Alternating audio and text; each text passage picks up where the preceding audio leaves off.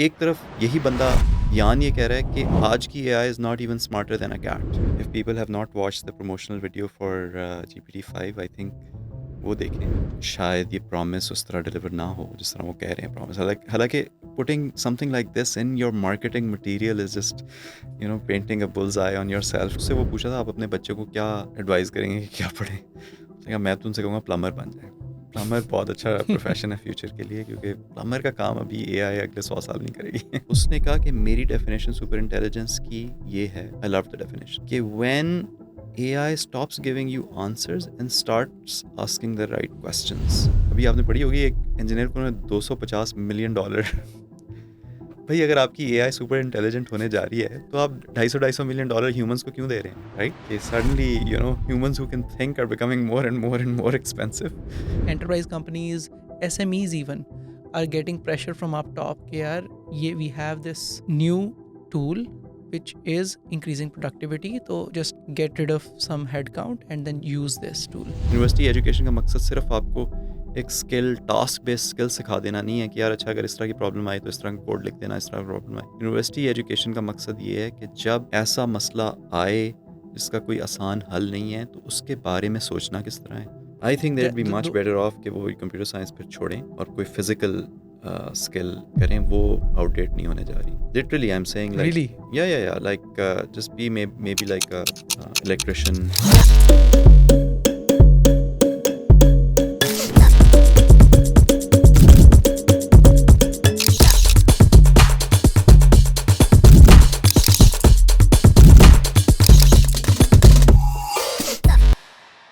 अस्सलाम वालेकुम and welcome to another episode of the Ahmed Zubair Show। आज की episode comes at a very interesting time। 2 दिन पहले GPT-5 just launched और I have been testing it out। Interesting time to be alive, जहाँ पे we see such huge promises 6 months, every 6 months, every 8 months by different companies।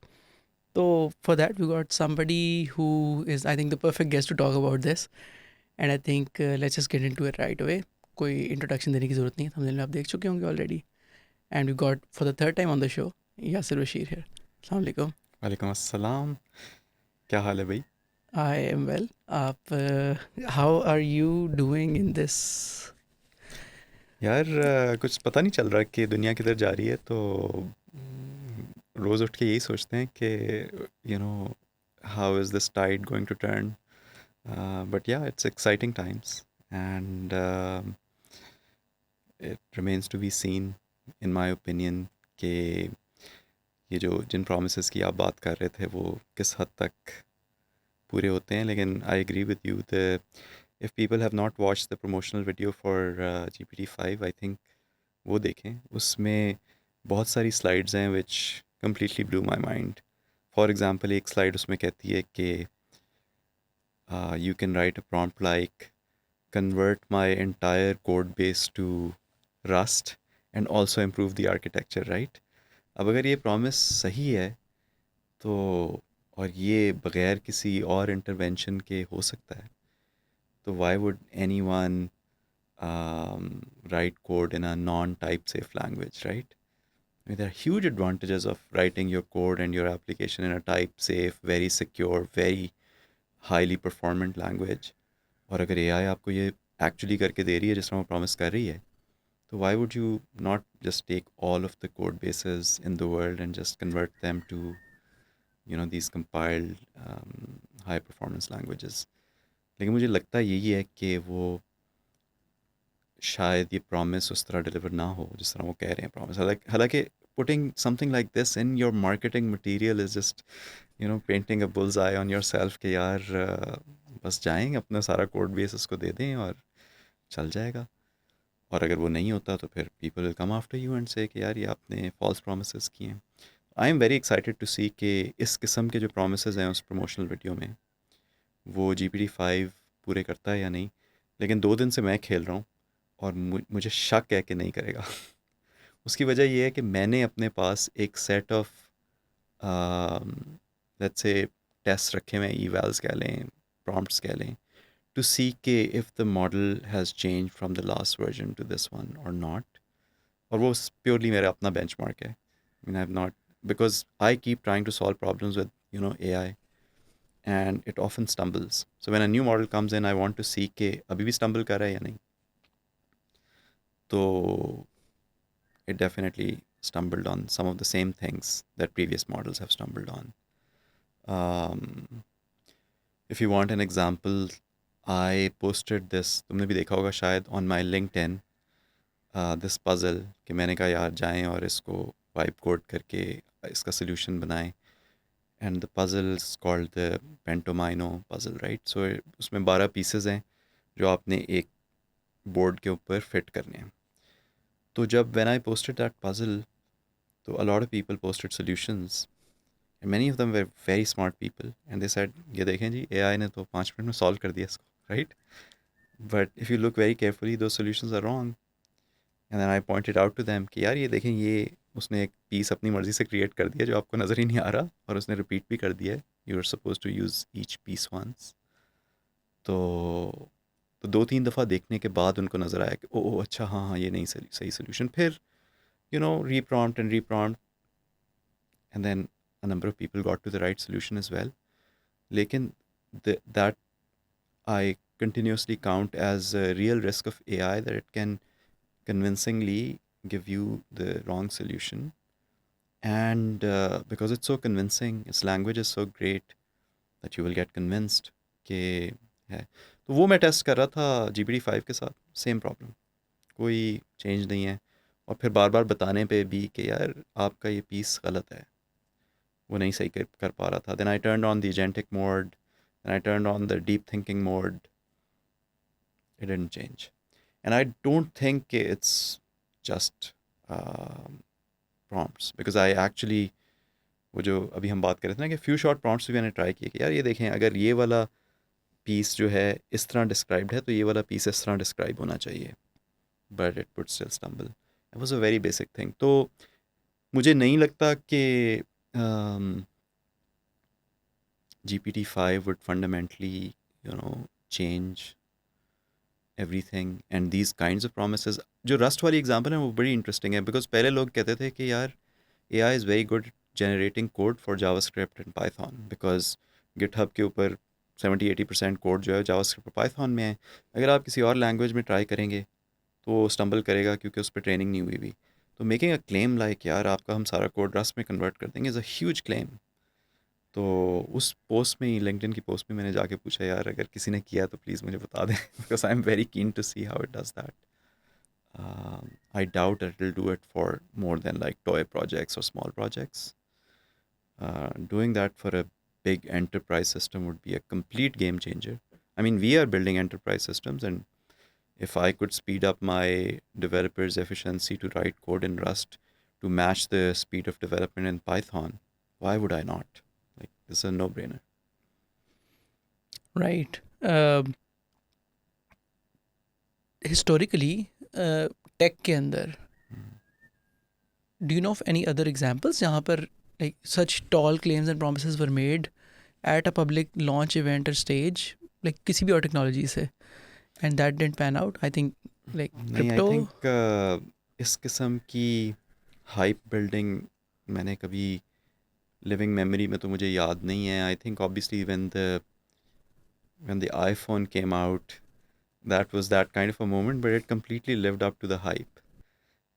And actually, that's a funny thing, right? Like, I mean, usually Apple is able to spot these opportunities and jump the hype bandwagon and then outdo everybody else. लेकिन Apple इस सारे में बड़ा, तुमने बहुत देखा पीछे. बहुत क्वाइट है और बहुत पीछे भी है. और एक दो दफ़ा उन्होंने कोशिश भी की है लेकिन उसमें कोई ख़ास सक्सेस उनको हुई नहीं है. आई थिंक अगर कंप्यूटिंग में प्योरली बात करें तो mobile phones, cloud, then yes, the first coming of AI in the 2013-14 time frame, jab deep learning became very popular. लेकिन इस किस्म की हाइप मैंने नहीं देखी जिसमें बहुत सारे लोग कह रहे हों कि बस अब तो दुनिया चेंज हो गई है, अब तो कोई, और चेंज हो गई है लेकिन not in ways in which people claim that it has changed, and also in many ways which are not great. जिनकी हमने पिछली दोनों दफ़ा भी बात की है कि for example I think Atif Awan did that post on how now your social media, LinkedIn, Facebook, Twitter, is littered with what he calls AI slop, right? तो होना तो शुरू हो गया, अब आपके पास ये सारा कंटेंट एआई बेस्ड जनरेट हो रहा है. क्या दुनिया के लिए अच्छी चीज़ है या बुरी? दुनिया तो चेंज हो गई है, लेकिन not in a good way in my opinion, right? तो उसने उस पोस्ट में यही लिखा हुआ था कि यार देखें, आहिस्ता आहिस्ता लोग जो है ना फेसबुक पे जाना बंद कर देंगे, बिकॉज उनको पता है यार तकरीबन सारा कुछ ही एआई जनरेटेड है, ऑथेंटिसिटी तो है कोई नहीं इसके अंदर, तो मैं क्यों जाऊँ इस स्ट्रीम के ऊपर. So yes, the world is changing. The world is changing very fast, not in all good ways, and many promises are not being fulfilled. That's the position that I have consistently had about AI. और कुछ बहुत ऐसा नहीं हुआ जिससे मेरा जहन change हो जाए.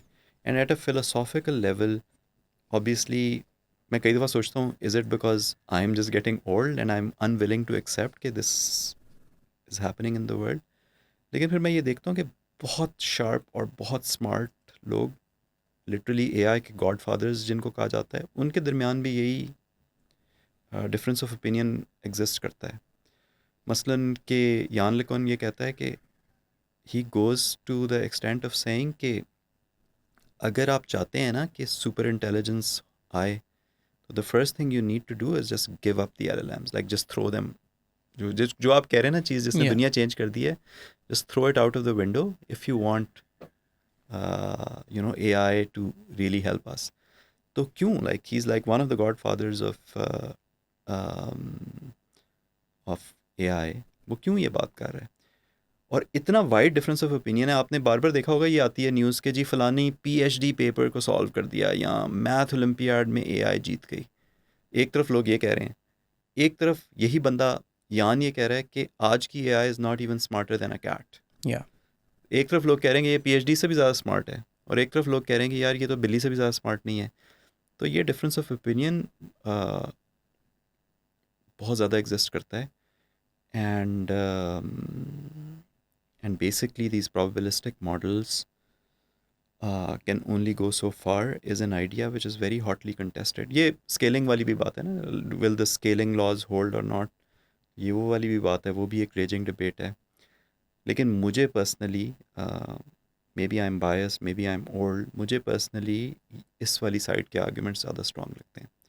मसलन यान एक बात करता है, वो कहता है यार आप एक बच्चे को 5-10 बिल्ली की तस्वीरें दिखा के ट्रेन कर देना कि ये बिल्ली इस तरह होती है, उसके बाद आप उसको जैसी मर्जी उल्टी सीधी बिल्ली दिखा देंगे, वो रिकग्नाइज़ कर लेगा बच्चा कि ये बिल्ली है.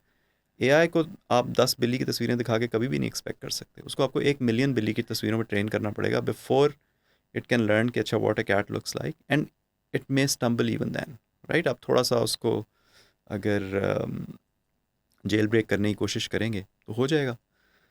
तो saying that this technology, which gets first of all trained on so much more data that humans get trained on compared with humans, like humans can get trained on very very little data compared with AI, uh, or maybe the reason that humans get trained on little data is they're not relying just on language.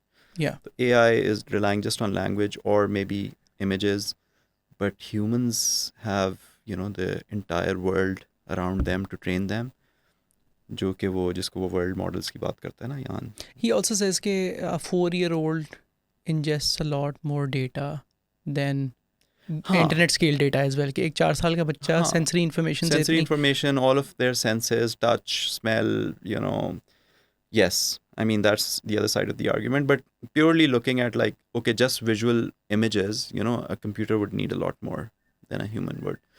I think वो ये भी example देता है कि बच्चे को आप कितनी देर में सिखा सकते हैं. वंस द बच्चा हैज स्टार्टेड वॉकिंग, आप कितनी देर में सिखा सकते हैं कि यार वो कमरे के एंड पे एक चीज़ पड़ी हुई है और जाके उसको उठा के ले आओ, और एक रोबोट को आप कितनी देर में सिखाएंगे. ये बहुत ज़्यादा डिफरेंस है, राइट? और बहुत ज़्यादा, लेट्स से आप प्योरली अगर आप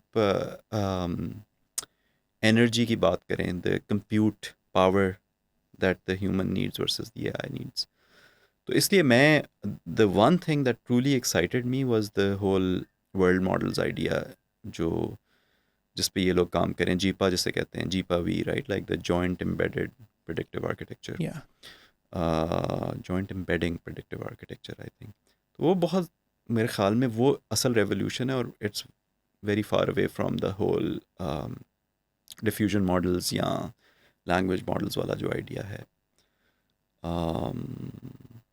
तो या I think that's the camp that I find myself in, and I still believe कि at a philosophical level, I have said this the last two times we spoke, I'm saying it for the third time, that we are still at the in the technology adoption cycle.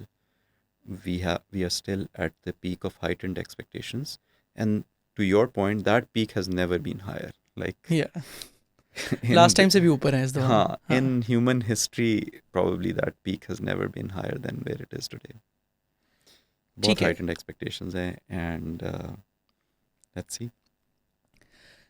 I 100% get what you're saying, and and sure, मतलब like देखें, what you are talking about is will probably affect like the top 1% or top 2% of the decisions that get made in the world. ठीक है, कि अगर हमने ये आपने जो वो प्रॉब्लम बताई है लिंक्डइन वाली, pentomino problem, that and everything, right, ठीक है, but for the 95% of the people जिनकी लाइफ को लेट्स से किसी भी वन वे और दी अदर एआई अफेक्ट कर रही है, लाइक थिंग्स लाइक के teachers are generating assignments with AI, students are doing them with AI, and then teachers are checking them, grading them with AI. That has probably nothing to do with के AI intelligent है कि नहीं. It just like, even if we treat it as a dumb black box that just gets it right 99.5% of the times, the reality for learning would change nonetheless, वो तो change हो रही है, देखो right? वो सारी रियलिटीज तो change हो रही हैं, लेकिन आई थिंक हम ये भी आर्ग्यू कर रहे हैं कि are they changing for the better और फॉर द वर्स। तो ये मेन सवाल है। मसलन यही वाली आप बात ले लेना, लेट्स से कोडिंग की, मैं ये कहता हूँ कि लोग कहते हैं कि यार अच्छा कोडिंग जो है बहुत फास्ट हो गई, टू मतलब people make ridiculous claims like 10x हो गई, राइट। अब मसला ये है कि 10x जो है वो आपकी सॉफ्टवेयर डेवलपमेंट तो शायद नहीं हुई, शायद कोड जनरेशन का प्रोसेस 10x हो गया, शायद आप जो 10 लाइनें लिख रहे थे अब 100 लाइनें लिख रहे हैं कोड की, ठीक है। लेकिन उसकी रियलिटी आपके ऊपर कब खुलेगी, जब आप वो लिखते रहेंगे 1 साल तक। आज तो आपने जल्दी से 10x कोड जनरेट कर लिया, अब 1 साल के बाद आपके पास एक क्लच है जिसमें AI कोड लिखा हुआ है मिलियंस ऑफ लाइंस का, और अब आपकी AI कहीं पे स्टम्बल कर रही है, जो कि हमें पता है कि bye it's very definition stumble करेगी करेगी, because it's a non deterministic model and it's a probabilistic model. अब आप फंसे में, ना AI आपका मसला हल करिए, ना आप खुद कर सकते हैं, क्योंकि सारा कोड ही आपका AI ने लिखा है। यही टीचर्स वाली एग्जांपल है, यही स्टूडेंट्स वाली एग्जांपल है कि every one eventually becomes lazy enough that they can't now do things on their own. That's when the real impact on productivity should be measured. So I don't think कि जो change है ना उसको आपको एक दिन पे या एक महीने पे मेजर करना चाहिए, आपको ओवर ईयर्स स्टडी करना चाहिए कि ये ओवरऑल चेंज अच्छी थी सोसाइटी के लिए, ह्यूमैनिटी के लिए या नहीं। और वहाँ पे बहुत सारी स्टडीज़ जो हैं वो बड़ी डेंजरस हैं। वो एक MIT की स्टडी थी जिसमें students who were using AI just literally stopped using their brain, वो काफ़ी मशहूर हुई थी, या राइट, वो लाइक फिजिकली हाँ, कॉग्निटिव डिक्लाइन उनका हाँ, तो था। कॉग्निटिव या डिक्लाइन का उसमें चक्कर है। um, तो या I think we are going to have to find ways which keeps our brains working, because AI is not going to take you to that next level, the current AI। इसकी एक बंदा, जिस तरह हम अभी बात कर रहे थे ना, एक बंदा जिसकी मैं बड़ी रिस्पेक्ट करता हूँ वो है Demis Hassabis, Google deep mind वाला। तो डेमिस से उसने पूछा कि आपको कब लगता है कि आपकी क्या डेफिनेशन होगी सुपर इंटेलिजेंस की, ठीक है। तो उसने कहा कि मेरी डेफिनेशन सुपर इंटेलिजेंस की ये है, आई लव द डेफिनेशन, कि when AI stops giving you answers and starts asking the right questions। अभी AI उस तरह के सवाल नहीं पूछती जो एक लेट्स से बहुत असल वाला PhD साइंटिस्ट जिस तरह पूछता है।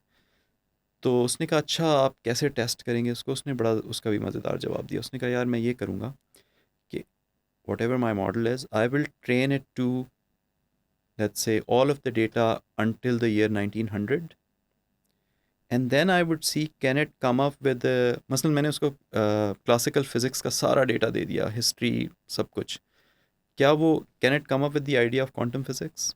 बिकॉज एक ह्यूमन ने तो ये किया था ना, उसने सारी क्लासिकल फिज़िक्स पढ़ी और फिर क्वांटम फिज़िक्स क्वांटम मैकेनिक्स का आइडिया ढूंढा, या सारी ज़िंदगी न्यूटन की थ्योरी ऑफ ग्रेविटी पढ़ी लेकिन फिर आइंस्टाइन आया और उसने बिल्कुल चेंज कर दिया कि भाई ग्रेविटी इस तरह नहीं काम करती, मैं आपको बताता हूँ ग्रेविटी किस तरह काम करती है। तो क्या आप एआई से ये एक्सपेक्ट कर सकते हैं? आज नहीं। और अगर आप टोटली रिलायंट हो जाएंगे उस पर तो फिर इस तरह की क्या इनोवेशन ह्यूमैनिटी कर सकेगी या नहीं? तो आज उसका जवाब मेरे ख़्याल से नहीं है।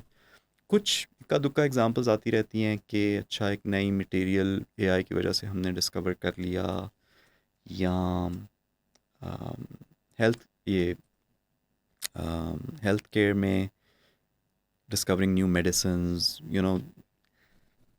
I think just very exceptional one or two examples here or there, लेकिन कोई मेजर एग्जाम्पल मैंने सुनी नहीं है उसके बारे में। तो हाँ, I think we need to be extremely careful. और एक बात मैं कहता हूँ कि इस वक्त जो एआई का लैंडस्केप है उसमें जब हाइप नीचे जाएगी, जब when it will stabilize, then the people who win are not the people who are using AI for everything, not just the people who are using AI for everything, are the people who truly understand the limitations. Because जिनको limitation सही तरह से पता होंगी ना वही फिर सही तरीके से यूज़ कर सकेंगे, बाकी सारे जो है ना वो नुकसान ज़्यादा कर देंगे और फ़ायदा शायद कम करें। Right. तो ये वाली चीज़ है। और if you are a really really good PhD scientist you should figure out कि how am I going to use AI to speed up my work. लेकिन अगर आप नहीं हैं एक रिसर्चर तो आप ये नहीं कह सकते कि यार अच्छा अब मैं रिसर्चर्स का काम बगैर रिसर्च किए बगैर सोचे AI से करा लूँगा। Right. When not to use AI is more important When than. not to use, Huh. and also being extremely aware of how and when it stumbles, and then building those guardrails. I think that is the real um, competitive advantage in a world of AI. ठीक है. Because बाकी जगहों पे आपको लगेगा it can give you an illusion of a benefit or an advantage, and one day it'll just fall on its face, and then that illusion will vanish. उसने एक ये वैसे हमने पिछली दफ़ा भी शायद इसकी बात की हो, लेकिन मुझे समझ नहीं आती कि आपके जो ओपन एआईज और फेसबुक्स ऑफ द वर्ल्ड हैं, मेटाज ऑफ द वर्ल्ड हैं, अभी आपने पढ़ी होगी एक इंजीनियर को $250 मिलियन भाई अगर आपकी एआई सुपर इंटेलिजेंट होने जा रही है तो आप $250 मिलियन ह्यूमंस को क्यों दे रहे हैं, राइट? आप Right. Right. अपनी एआई कर लें इतनी स्मार्ट के जो उसने काम करना था वो यही कर ले। तो ये बहुत बड़ी एक पैराडॉक्स है Yeah. कि suddenly humans who can think are becoming more and more and more expensive, and humans who can't think उनका काम AI करती जा रही है, Yeah. right? Interesting. Right. So again, like ये like whatever we've talked about up until now Hmm. is basically for like top 1, top 2, top 5% human discovery की as पे, research की एज पे है, एप्लीकेशन की एज पे है. Hmm. What about the The effects that it bottom. has on the bottom 90%? Hmm. ठीक है, people like जैसे I told you the example of like that agent booking meetings for a Yes. pet store. ठीक है, maybe they don't care कि यार ठीक है वो डिस्कवरी नहीं कर सकती, but I am out of a job, या मतलब like at least I am now on the verge of being out of a job. I काफ़ी एग्जांपल्स उसमें भी नेगेटिव एग्जांपल्स भी हैं, क्लारना वाली एज यू सेड. लेकिन उन लोगों की रियलिटी तो यही है ना कि एक तो like every publicly held companies so for sure, but enterprise companies, SMEs even Hmm. are getting pressure from up top कि यार ये we have this new tool which is increasing productivity, तो just get rid of some head count and then use this tool. तो उसका cascading effect तो अब I have seen at general population पे भी आना शुरू हो गया. इवन इन SMEs 50 लोग 40 लोग 60 लोग यूएस में यूरोप में जो कंपनीज हैं, इवन उन पे भी प्रेशर आ रहा है इसका. बहुत ज़्यादा नहीं, इससे तो मैं कम्प्लीटली एग्री करता हूँ कि इस वक्त तो मैं ये कहूँगा कि हम peak of the hype cycle पे हैं, तो बहुत ज़्यादा प्रेशर है और बहुत ज़्यादा जॉब डिस्प्लेसमेंट भी हो रही है इसकी वजह से. मैं सिर्फ ये कह रहा हूँ कि even for those like very kind of you know narrow task, I think कि एक न्यू नॉर्मल विल इवॉल्व. हम अभी नॉर्मल पे नहीं हैं. और जो क्लारना का एक्सपीरियंस है, Klarna was an early taker of AI. वो बहुत ही अर्ली अडॉप्टर थे, राइट. अभी मेरे ख्याल से GPT-4 भी नहीं आया था, तो उन्होंने कहा कि हम तो अपने एजेंट्स को रिप्लेस कर रहे हैं. और फिर ऑब्वियसली अब हमने सुना है कि वो वापस हायर कर रहे हैं उन एजेंट्स को.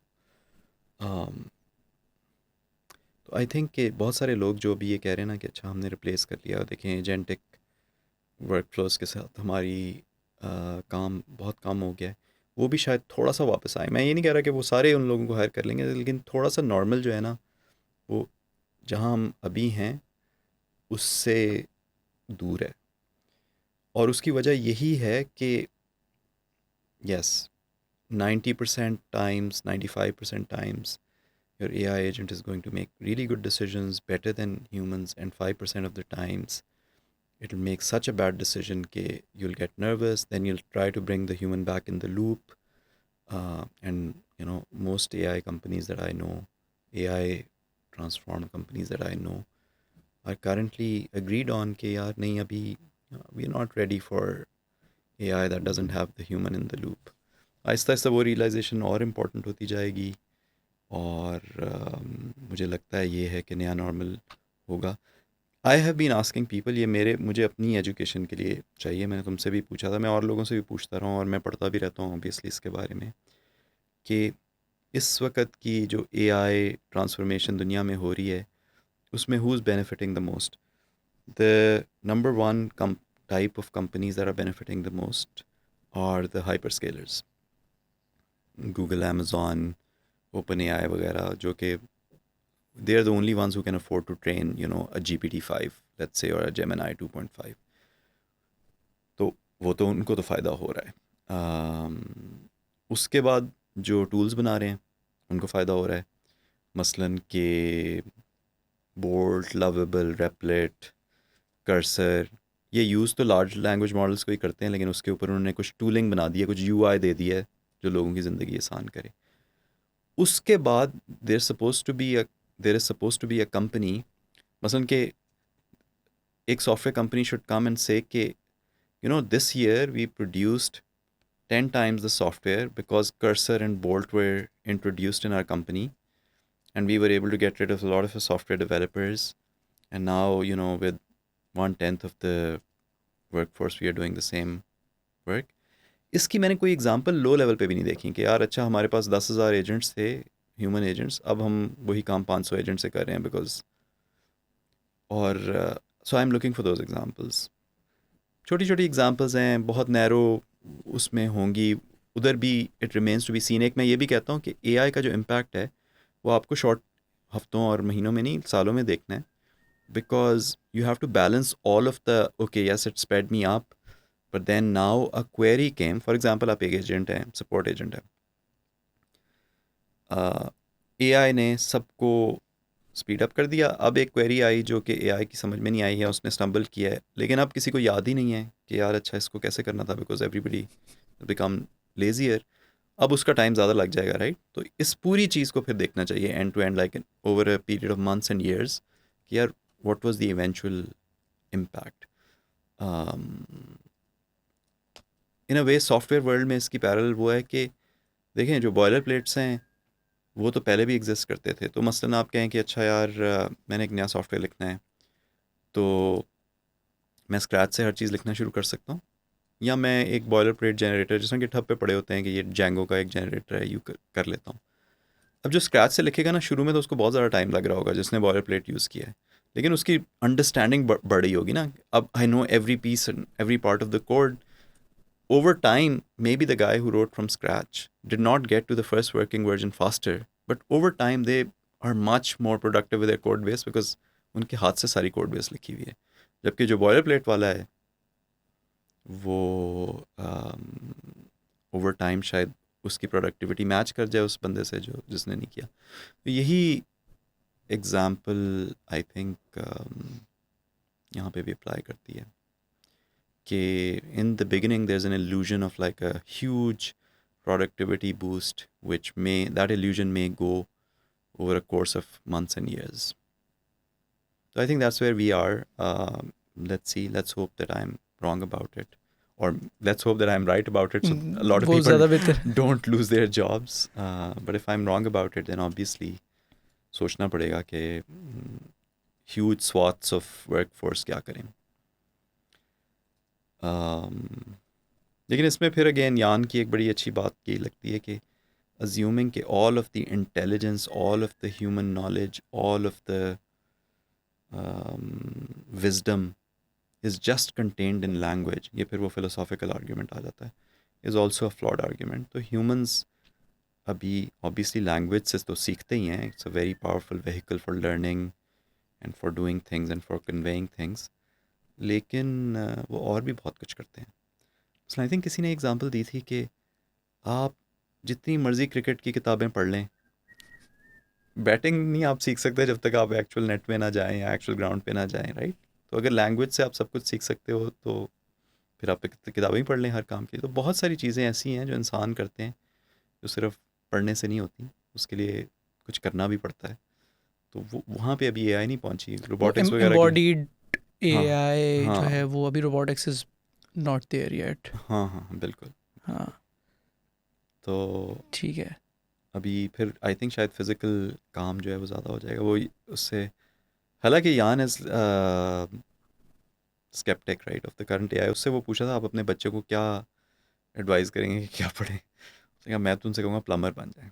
प्लम्बर बहुत अच्छा प्रोफेशन है फ्यूचर के लिए, क्योंकि प्लम्बर का काम अभी एआई अगले 100 साल नहीं करेगी. श्योर. हाँ nuance in right dexterity right चाहिए उसके लिए. Right.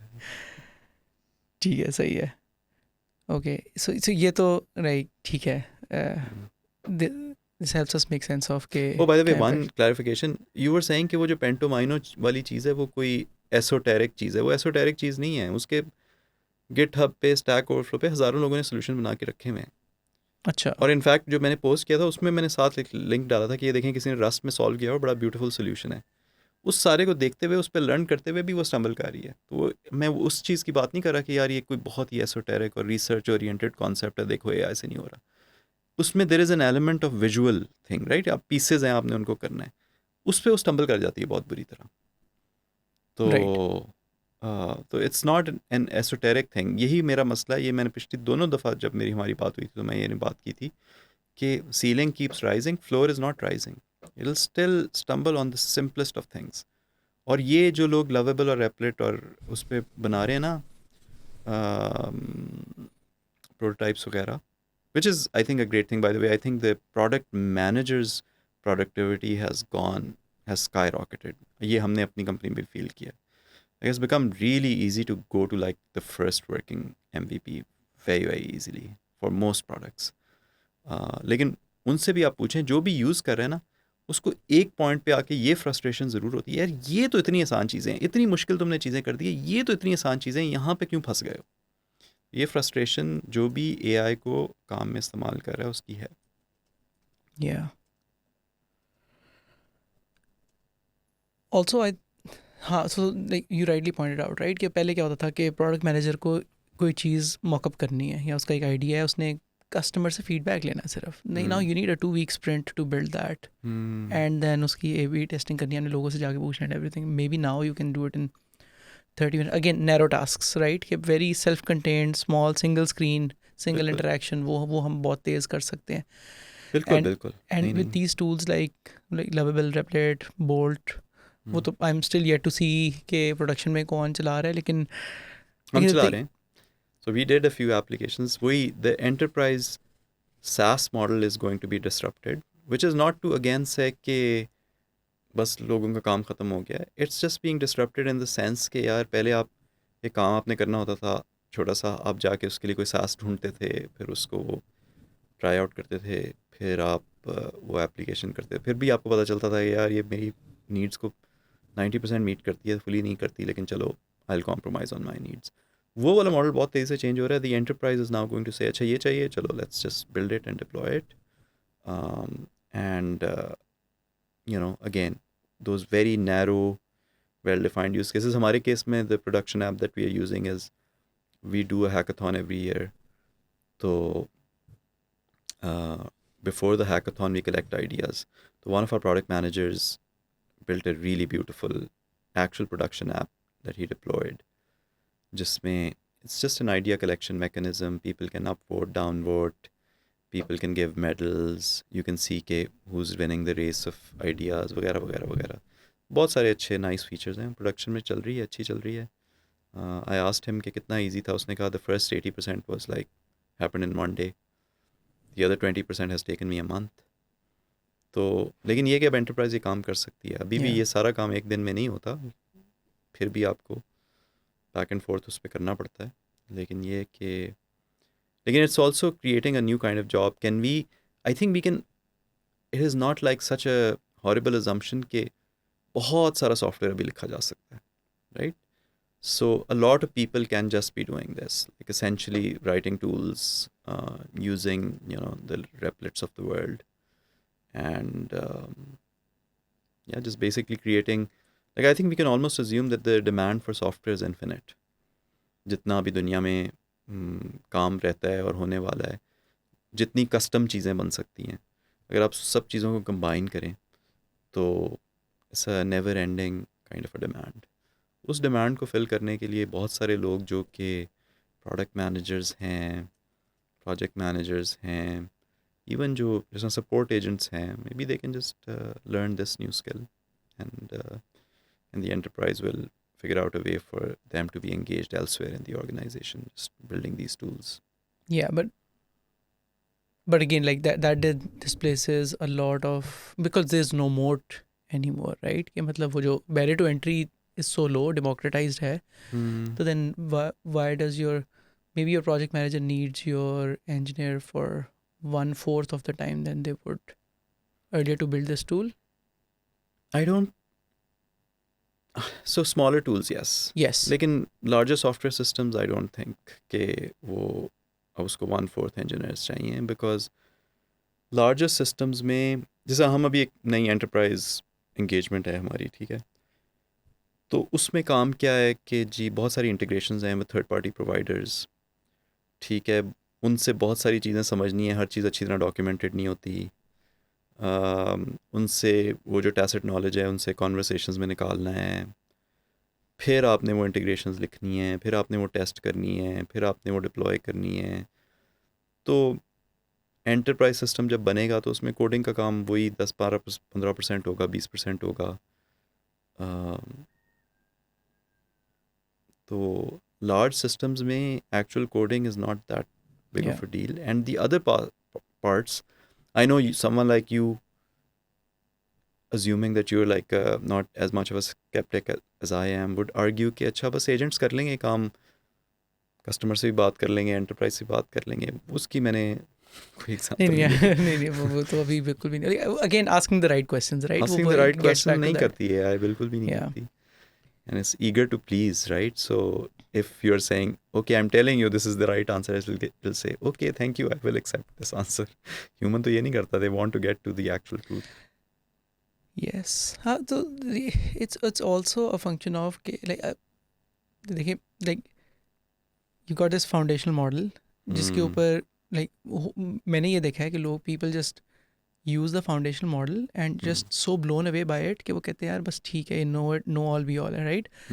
But then I think the like Claude Code आपने ये तो use किया ही होगा, right? So I think the मुझे लगता है कि it is the start of something very interesting where you can give it a team with roles, give them knowledge bases, give them like very nuanced information, they can argue with each other and everything. ये architecture पहले भी था, लेकिन I think जब like with Claude 4 से जो leap हुआ है ना 3.5 से 4 का, it has gotten very good for on that architecture. There's this video है AI Labs, एक चैनल है यूट्यूब के ऊपर, उसके ऊपर there's this BMAD आर्किटेक्चर है. We've used that in house for, अब हम पहले डिस्कवरी स्प्रिंट्स जो करते थे, जो हम 2 हफ्ते की करते थे, now we can do it in 2 to 3 days. हाँ, Essentially like call recordings को निकाल के we summarize them, we give it as a starting point to BMAD. It asks you all of those questions, like literally takes you step by step just like a human would. Very decent questions, and it spits out a PRD जिसको आप PRD with tickets, with implementation details and everything, which gets you 80% there. तो So मतलब like मेरा सिर्फ suggestion ये होगा कि have a control group as well. You can't decide whether this is working or not without having a control group. So let's say you have a team, split it into 2. एक को कहो ये process use करो, दूसरे को पुराना ही process use करो, and then study it over 6 months. over And 6 then months see is कि the- यार अच्छा क्या did we lose a project because AI did a sloppy job of discovery? Then you might rethink कि यार अच्छा मुझे कितनी करनी चाहिए AI. So नहीं, we did like human in the loop तो obviously important है. नहीं, वो ह्यूमन लेजी हो जाता है ना आहिस्ता आहिस्ता. मैं ये कह रहा हूँ 6 महीने में वो कहेगा अच्छा यार 90% टाइम्स आप देखते हैं अच्छा सही है तो सही कर रहा है यार, बिल्कुल सही है, ठीक है. और उसके बाद फिर वो लेज़ी हो जाता है और फिर वो देखना छोड़ देता है और फिर वहाँ पे स्टम्बल करता है और फिर आपको नुकसान हो जाता है.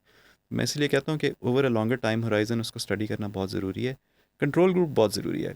जो मीटर की स्टडी आई थी बड़ी मशहूर है, वो उसमें भी कंट्रोल ग्रुप था. Meta you know that they do like the AI research, तो अभी उनकी आई थी जिसमें ओपन सोर्स प्रोजेक्ट के ऊपर उन्होंने they divided a group into 2 groups and specifically told कि you know you guys use Claude Code whatever, and they studied it over 6 months.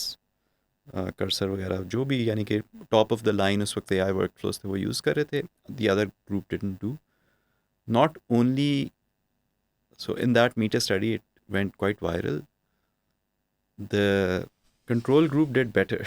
वो कह रहे हैं ना कि अच्छा नहीं उनकी प्रोडक्टिविटी 10x हो जाएगी. Forget 10x, it wasn't like they were 20-25% better than the AI group.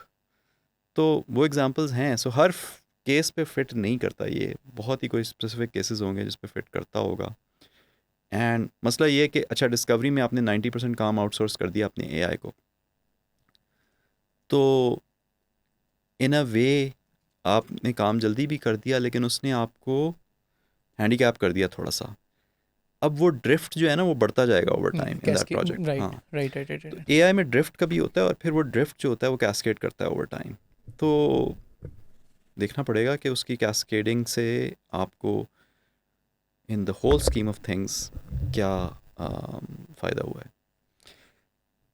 But I am not oppose to the idea that for some work flows it might actually give you much better results. I am just saying people should be careful and they should measure carefully कि क्या हुआ है. Right. Interesting. ठीक है. So I'm going to shift the conversation a little bit. हमने like we've talked about कि like GPT-5 हमने start की and like where your mind is at with these. But I think the general population, like again, about 80 to 90% of simple human beings are more concerned with the outcomes. ठीक है कि यार what does it mean for us?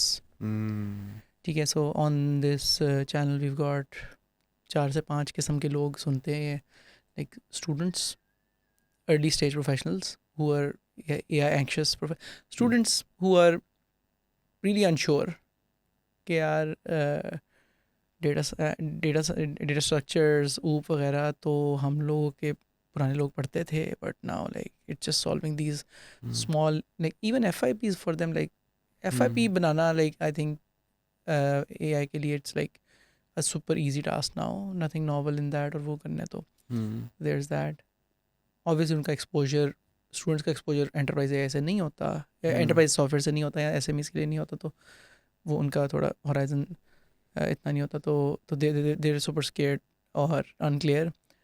Same with early stage career professionals because they're getting that cascading pressure from the top. Oh yes. कि पूरी दुनिया के सारे जो like big tech से start होके या जेनसन हुआंग से जो प्रेशर स्टार्ट होता है कि जी अब कंप्यूटर तो साइंस का तो फ़ायदा ही कोई नहीं है। अब तो 10x हो जाएगा, ये हो जाएगा, वो हो जाएगा, वो it has trickle down to them as well कि जी ये this thing that you used to do in a month now it needs to be done in a week. Or so there's that. Then there are people who are experienced but then maybe they're thinking of a pivot, starting their own thing, or maybe not. तो वो हैं fourth type हैं early stage founders, and fifth type हैं late like mid stage founders जो who are also feeling the pressure of कि ये productivity का जो push है. तो I'd like to just go through these one by one. Yeah, ठीक है, of मुझे course. बताएं कि like typically for students सबसे बड़ा सवाल है कि ये algorithm data structures and everything which used to be the holy grail of you being a good engineer जो आप interviews में भी आपसे पूछा जाता था, and this used to get you through like 80% of at least Pakistan के अंदर interviews में it's not a lot of problem solving, maybe a couple of algorithmic questions, Yeah, but it's basically ये कि यार आपको वो questions के जवाब आते हैं कि नहीं आते. right. तो वो तो अब कह रहे हैं यार कि हम इसके बगैर भी कर सकते हैं और ये तो एआई कर देती है, तो व्हाट डू वी डू?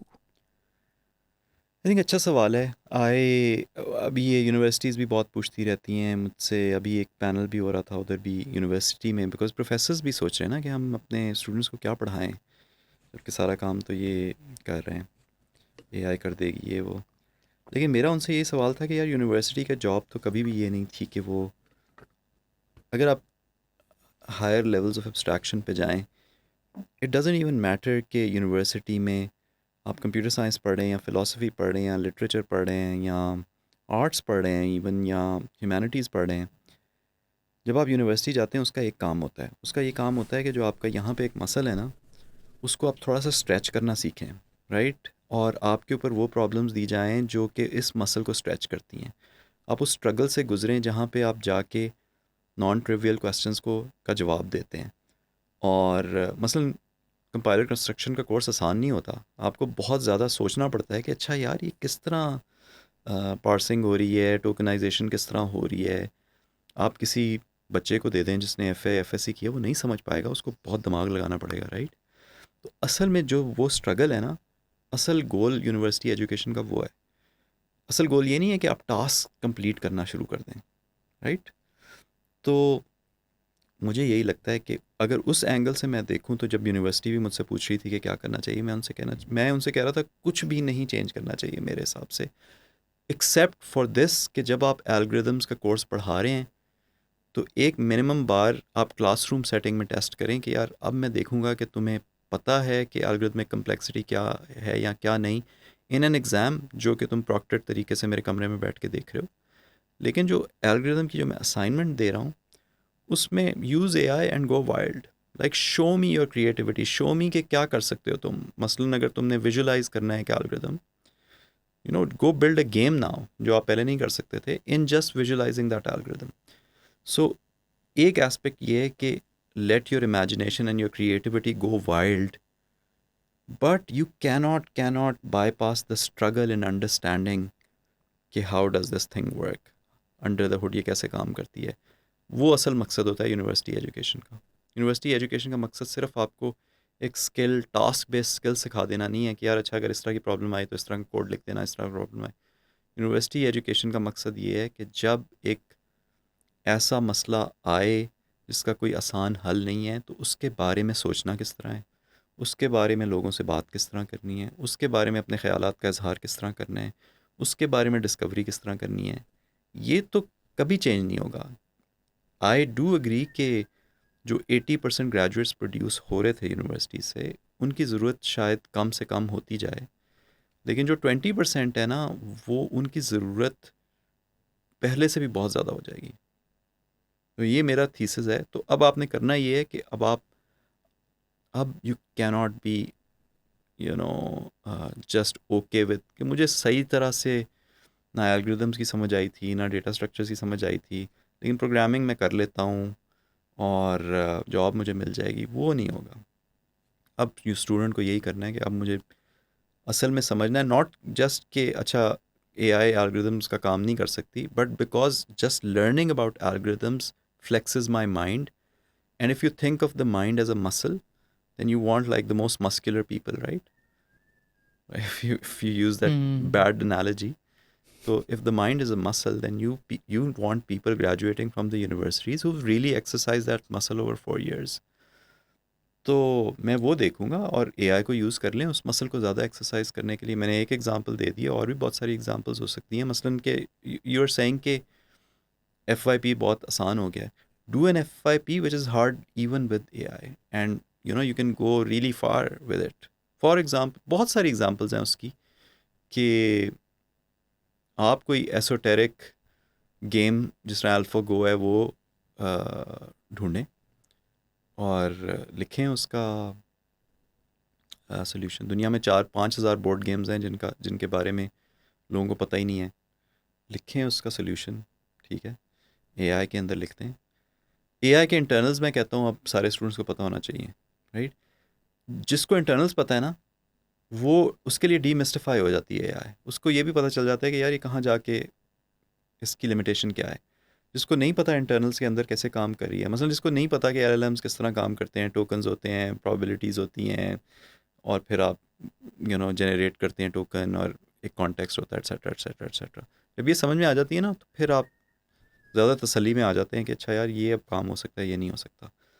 तो for students I would say just stretch your mental muscle. उसको बाईपास ना करें. अगर आपने उसको बाईपास कर दिया तो फिर आपके लिए बहुत परेशानी है आगे चलते हुए. लेकिन अगर आप उसको एक्सरसाइज कर रहे हैं किसी भी तरीके से, कोई टेंशन नहीं है. कोई जो मर्ज़ी सब्जेक्ट्स ले लें, फ़िलासफ़ी ले लें. फ़िलासफ़ी आपको बहुत सोचने पे मजबूर करती है, तो फ़िलासफ़ी पढ़ लें, ठीक है. इंग्लिश लिटरेचर अगर आप सीरियसली पढ़ें तो बहुत सोचने पे मजबूर करता है. तो मैं as a software company hiring people would now be more interested in कि जिन्होंने जो कुछ भी पढ़ा है, I don't really care so much, but I want to have seen some advanced level of mental struggle in studying that. I don't want people to bypass that struggle. And you won't do that 3 years ago. I think 3 years ago दुनिया में बहुत सारा काम ऐसा हो रहा था जिसमें अच्छा यार ये काफ़ी रूटीन सा काम है, ऐसे बहुत सारे लोग हमें चाहिए जो कि बस सॉफ्टवेयर के अंदर टेक्नीशियन का भी काम करें. तो ठीक है, तुम इंजीनियर तो नहीं बने, टेक्नीशियन ही बने हो, तो चलो कोई बात नहीं, मुझे टेक्नीशियन की भी बहुत ज़्यादा नीड है. वो टेक्नीशियन की नीड ख़त्म होती जा रही है आहिस्ता आहिस्ता. इसलिए yeah, so I think those people should be very worried. Let's say the bottom 50% of the class should be very worried. उनके लिए जॉब ढूंढना पहले तो मुश्किल था ही, अब तो इम्पॉसिबल हो जाएगा. Do you think the bottom 50% of the class or the bottom 90% of the students? अब डिपेंड करता है कितने सोच रहे हैं. अगर सिर्फ 10% ही सोच रहे हैं तो फिर bottom 90%. So, like you have way more data than me on the student population of Pakistan, और आप हर साल करते हैं, you visualize, you study that data as well. हाँ. ठीक है. तो somebody who's in the bottom 50% of a third-tier university in Pakistan. Yes. I think they'd be much better off कि वो कंप्यूटर साइंस फिर छोड़ें और कोई फिजिकल स्किल करें. वो आउटडेट नहीं होने जा रही. Literally, I'm saying like Really? yeah. Like just be maybe like a I don't know, electrician, or like something that makes you exercise the skill with your hands. I think that might be a better idea. You can't be like just coursing through 4 years of university studying a topic like computer science, not thinking, outsourcing all of your thinking to AI and then expecting कि अच्छा यार मुझे अच्छी job मिल जाएगी. ये तो expectation लोगों को ख़त्म कर देनी चाहिए. तो लेकिन उससे बेहतर ये है कि यार समझ लें कि यूनिवर्सिटी का क्या मकसद है और उस मकसद को हासिल करने की कोशिश करें. अगर ये नहीं करना तो अपने आप को उस स्ट्रगल में डालें. उस स्ट्रगल को अवॉइड करेंगे ना तो फिर उनके लिए बहुत चैलेंज है आगे चलते हुए. अपने मेंटल मसल को एक्सरसाइज करें, अपनी फाउंडेशंस को ठीक करें. असल मसला ये भी है कि बहुत सारे बच्चे जो हैं कंप्यूटर साइंस प्रोग्राम्स में जा रहे हैं, उनकी फाउंडेशंस इतनी वीक हैं कि उनको लिटरली फ्रैक्शंस का नहीं पता. उनको लिटरली जो उन्होंने मैट्रिक में मैथ्स पढ़ी थी, FSC में मैथ्स पढ़ी थी, कुछ आइडिया नहीं है कि उसका क्या मकसद था. और वो भी कंप्यूटर साइंस प्रोग्राम में एडमिट हो रहे हैं और फिर वो 4 साल उधर गुजार रहे हैं और फिर वो अब अपना जो थोड़ा बहुत पहले स्ट्रगल करते थे वो भी एआई से करा रहे हैं। ऐसे बच्चों का क्या फ्यूचर है? बहुत ब्लीक फ्यूचर है मेरे ख्याल से। राइट, आ, बट ठीक है, आई एग्री कि there is a lot that needs to be done on hmm, the student side as well, but then like what is the ecosystem that is getting them from seventh हाँ, eighth नहीं class नहीं, से मैं उनको लेके blame नहीं कर रहा, नहीं नहीं खुदा ना नहीं खास्ता। नहीं नहीं नहीं, sorry sorry sorry, do you hmm, want to go? नहीं नहीं, अच्छा, सो कंटिन्यू माय करें। क्वेश्चन एसेंशियली इज कि hmm, I agree with this. Hmm, मुझे ये अब समझ आती है ये बात। जब मैं स्टूडेंट था, ज़िंदगी बहुत सिंपल थी कि you get hmm, in a top tier university, या टियर 2 यूनिवर्सिटी में भी चले जाएंगे आप, टियर हम्म, 3 में भी चले जाएंगे ना, अगर आपको HTML CSS या पाइथन या जावास्क्रिप्ट लिखनी आती है ना, you will get a job. You will find a job ठीक समवेयर, है, यस। लेकिन अब ऐसे नहीं है। लेकिन इकोसिस्टम वही है। इकोसिस्टम तो वही है। इकोसिस्टम तो 10 साल पहले भी वही था, अब भी वही है। तो सारा प्रेशर तो मेरे पे ही आ गया एज अ स्टूडेंट। यस। ठीक है, तो how do I navigate that? यार अब इकोसिस्टम को तो एज अ स्टूडेंट आप जाके चेंज नहीं कर सकते। हमारे जैसे लोगों की रिस्पॉन्सिबिलिटी, हम बताते रहते हैं इकोसिस्टम को कि यार आप ये गलतियां कर रहे हैं और प्लीज़ ये गलतियां ना करें। मैं तो I am on the record talking to universities, मेरी बहुत सारी ऑनलाइन भी आपको शायद चीज़ें मिल जाएँ जिसमें मैं यही बात कर रहा हूँ कि the job of the university is to teach you how to think. अगर ये काम नहीं कर रही यूनिवर्सिटी तो फिर यूनिवर्सिटी जाने का कोई फ़ायदा नहीं है, फिर ना जाएं यूनिवर्सिटी, क्योंकि degrees are becoming increasingly useless. तो इकोसिस्टम को अपने आप को ठीक करना पड़ेगा मेरे हिसाब से। बच्चे क्या कर सकते हैं? बच्चे अपने तौर पे ज़्यादा सीख सकते हैं मेरे हिसाब से। अभी मैंने एक बहुत ही हार्ट वार्मिंग स्टोरी पढ़ी है। अगेन फिर यू विल से कि you know these are outliers, but पढ़ी होगी, a 17-year old girl who never went to school was homeschooled। Khan academy पे जाके उसने वीडियोस देखी मैथ्स की और उसको मैथ्स में इंटरेस्ट डेवलप हो गया। उसने मैथ्स करनी शुरू कर दी और फिर उसके पेरेंट्स जो थे वो कैलिफोर्निया जा रहे थे, वो आई थिंक कहीं साउथ अमेरिका में कहीं थे। तो उन्होंने वहाँ जाके उसने बर्कली में कोई समर मैथ्स प्रोग्राम हो रहा था कुछ, उसको जाके उसने कहा कि ये कुछ मुझे आता है। उन्होंने कहा तुम तो ज्वाइन कर लो। And that girl who has never gone to school has not gone to school because she couldn't afford it, but because she was being home schooled. वो एक लेवल होता है, you can't go to school, then you can go to school and then your parents are so rich that they just homeschool you. She was in that category. Uh, but she solved a conjecture that had been unsolved for 100 years. She's become like the most sought after math students in the world, right? I think that is the path then, right? Like if the ecosystem is not supporting you, go find your ecosystem online, or use AI to teach yourself, but do work जो कि इस muscle को exercise करे। ये आप करें ना, इंशाल्लाह कोई मसला नहीं होगा। लेकिन अगर आप शॉर्टकट्स ढूंढ रहे हैं तो वो शॉर्टकट्स पहले चल जाते थे, अब नहीं चलेंगे, अब बहुत मुश्किल हो गया शॉर्टकट्स का चलना। तो मेरी स्टूडेंट्स को यही एडवाइस है कि यार बस सीखें, डीप चीज़ों के बारे में सोचना सीखें, सवाल करना सीखें। Again we talked about this, right? Like the solution is not so much कि मुझे इसका भी जवाब आता है, इसका भी जवाब आता है, इसका भी जवाब आता है। How can you question? तुम्हें भी पता होगा, ये हमें भी पता है, हमारी कंपनीज में जो लोग हैं, हम the number one skill I want my people to have is to ask good questions, 100%। Right? The number one skill that our clients want our people to have, इसके यार अच्छे सवाल नहीं पूछते, बस काम शुरू कर देते हैं, सोल्यूशन बनाना शुरू कर देते हैं। यार पहले समझ लो कि क्या करना है। तो learn to question, like learn to, Fundamentally, it is the skill of learning to ask the right questions. Yes, absolutely. Fundamentally जो advancement of knowledge and science and humanity हुई है, it's all on the back of not giving answers but asking questions. And it doesn't matter what the discipline is. It can be computer science, philosophy, literature, pick any discipline you want. The people who do okay are the people who give answers, and the people who do really well are the people who ask good questions. Very profound advice. और ये उसने यही And कहा, उसने demise ने यही कहा था कि यार मैं मानूंगा एजी आ गई है जब एआई मुझसे अच्छा सवाल पूछेगी। for all of the students listening right now, like to me this is so clear. What you've said is so crystal clear. Like I can see it pan out. लेकिन obviously you can see it way better than me.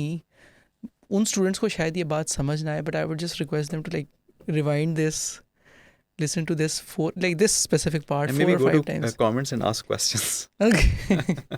Yeah. if they didn't get it. The right ones. मुझे लगता है कि हमारी ना national fabric में ये है कि यार मुझे कोई शॉर्टकट बता दो कि मैं कर लूँ. यार अनफॉर्चुनेटली कोई शॉर्टकट नहीं है. और अब नहीं है. अब तो खास तौर पे कंप्यूटर नहीं है. साइंस में पहले थे, अब नहीं है. हाँ मतलब बाकी फील्ड में शायद पहले भी नहीं थे. हाँ. तो मिनिमल एफर्ट्स के साथ मैं कुछ ऐसा कर लूँ कि बस कोई दाव लग जाए ना मेरा, वो नहीं सीन होना. अब कोई दाव लगने का सीन नहीं है अनफॉर्चुनेटली. मज़ीद कम हो गया है. And this is like are you know we have to as a nation stop cutting corners. ये हमारी नेशनल प्रॉब्लम है. The may be plumbers are also listening to this podcast, but हमारे प्लम्बर भी है ना, वो भी 70% कार्ड काम करके कहते हैं कि सर हो गया. फिर आप चेक करते हैं, यार ये देखो इधर से लीक कर रहा पानी. फिर वो कहते हैं अच्छा चलें इसको भी ठीक कर देते हैं. यार ये just stop cutting corners. Like do 100%, go to 120%.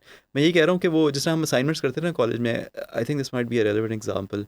यार अच्छा अब तकरीबन चल रही है, ठीक है, तो दिखा दो 40 तो आ ही जाएंगे 50 में से, राइट.